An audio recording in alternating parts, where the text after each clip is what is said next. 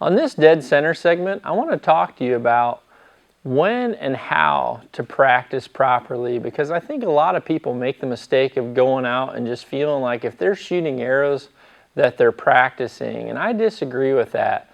I don't feel that practice makes perfect. I feel that only perfect practice makes perfect.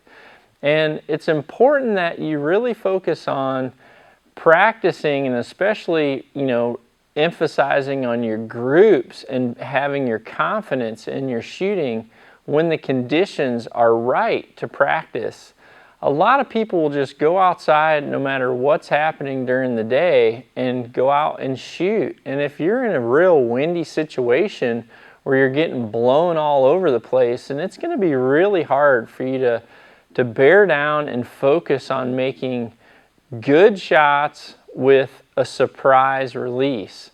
A lot of guys that go out and start practicing in like windy conditions, they're going to end up forcing themselves into getting some target panic just because of the fact that they're constantly blowing back and forth on that bullseye. And what you end up doing is you end up starting to just want to slam the trigger as your pin is going by that target, and that's not the proper way to practice.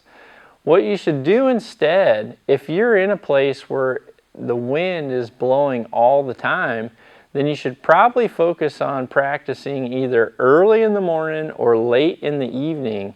Back at my place in Wisconsin, if I practiced within that first 30 minutes of daylight or dark, I always had a lot calmer weather and was able to go out and really make good shots and be able to keep my pin steady on the target.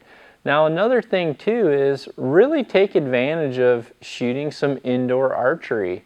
I'm not saying you need to go out and be an indoor target archer, but being able to get in a situation to where you can really have everything calm and focus on being able to look through a steady sight picture, it's going to allow you to really focus on being able to put your finger around a trigger and slowly pull until you have a surprise, unanticipated shot.